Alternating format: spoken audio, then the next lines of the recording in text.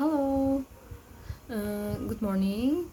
I would like to introduce myself. My name is Astria Felina, and in here, I would like explanation about how to teach writing for young learner. When you are teaching to children who are 4 to 7 years old, you must consider two separate areas of development. First, do your student have the fine motor or physical skill necessary to hold a pencil firmly in their hands and form letters on paper?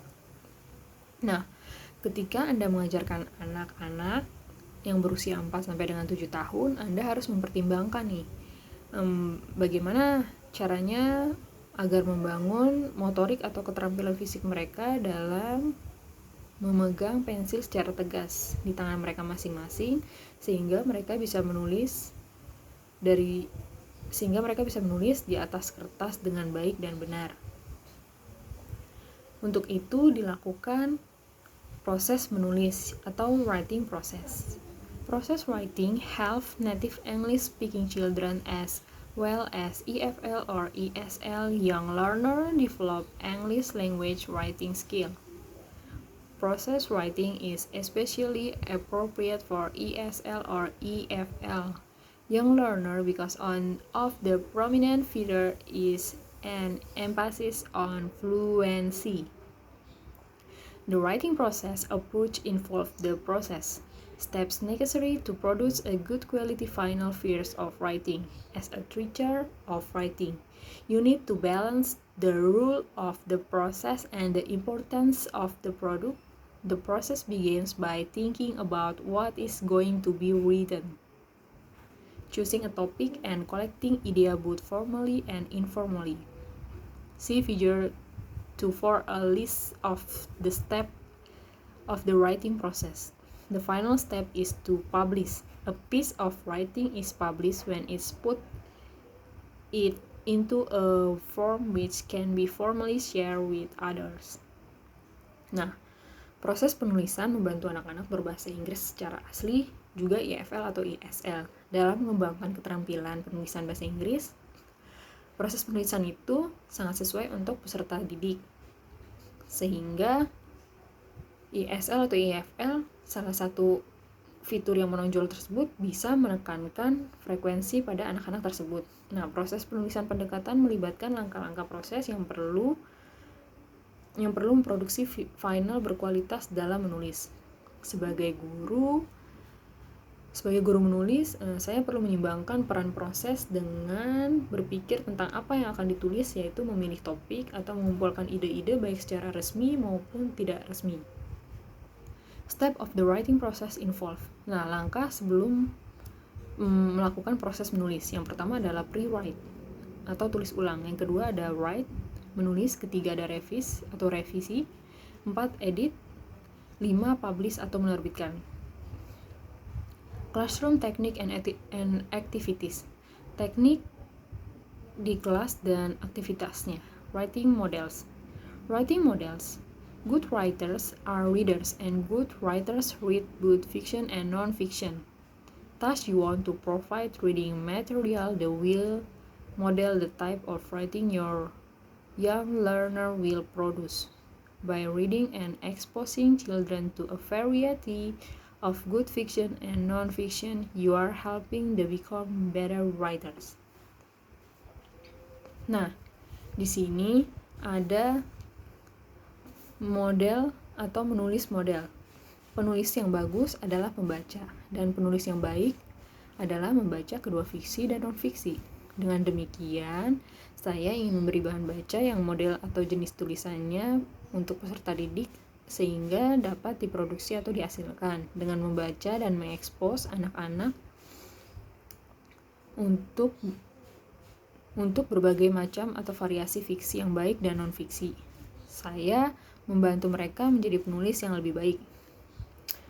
Untuk itu, untuk menjadi penulis yang baik dilakukan juga berupa group writing atau grup menulis.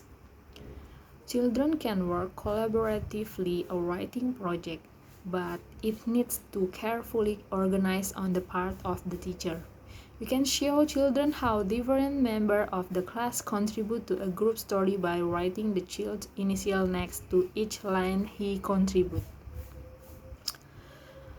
Dalam grup menulis ini, anak-anak boleh berkolaborasi atau bekerja sama dalam sebuah proyek menulis, tapi perlu hati-hati dalam mengatur bagiannya.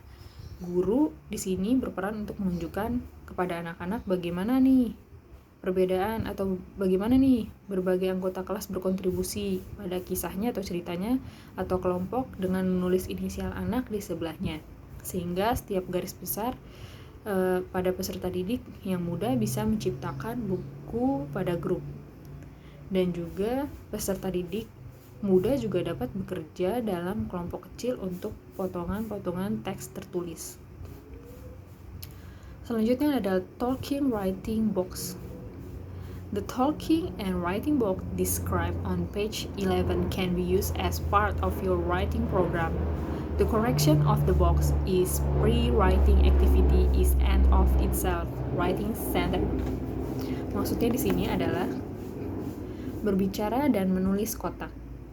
Pembicaraan dan menulis box menggambarkan pada halaman 11 yang bisa digunakan atau dijadikan pada bagian dari program tulis. Sehingga koreksi kotak merupakan sebuah aktivitas tulis ulang yang dilakukan dari dirinya sendiri. Selanjutnya ada writing center.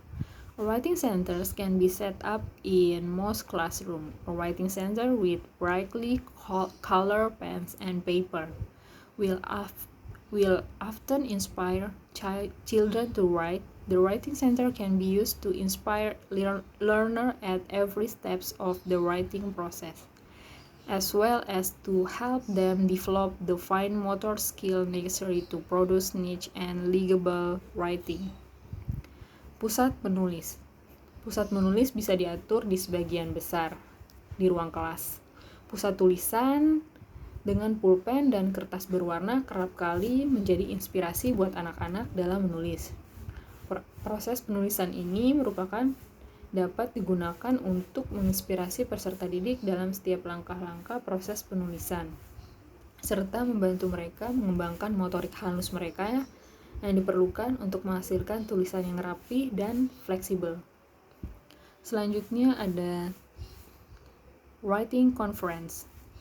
One common and very useful way to help children with revising is with writing conference. There can be one conference per piece of writing, or there can be series of conferences for a specific piece of writing. Konferensi tertulis. Maksudnya adalah salah satu cara yang umum dan sangat berguna untuk membantu anak-anak, yaitu dengan menjelma atau merevisi dengan konferensi tertulis. Nah, terdapat salah satu konferensi per sepotong menulis, atau dapat ada seri konferensi untuk sepotong spesifik menulis. Selanjutnya ada inventive spelling. Inventive spelling refers to student attempts at spelling words based on their developing cognitive and literacy skill. Spelling atau ejaan. Ejaan mengacu pada upaya ejaan kepada anak-anak atau siswa dengan kata berdasarkan keterampilan kognitif yang berkembang dan literasi.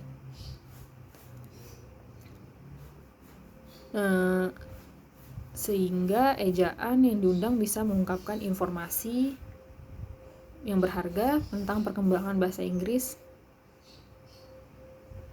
tentang perkembangan bahasa Inggris yang dapat disalurkan melalui proses tulis. Dan selanjutnya adalah word walls atau dinding kata. Word walls are list of words that the children have encountered in their reading and that can be used in writing. This list should be posted on the walls of your classroom, hence their name. Dinding dunia berisi kata bahwa anak-anak telah bertemu dalam pembacaan mereka dan itu dapat digunakan dalam tulisan. Daftar ini harus diposting di dinding nama kelas mereka masing-masing.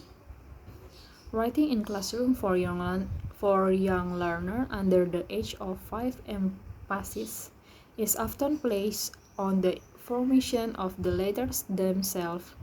For older learner, content area course book designed for native English speaker are used more often in ESL or EFL. Menulis dalam kelasnya, berbagai peserta didik muda di bawah umur 5 sering sekali menekankan penempatan pada pembentukan huruf sendiri.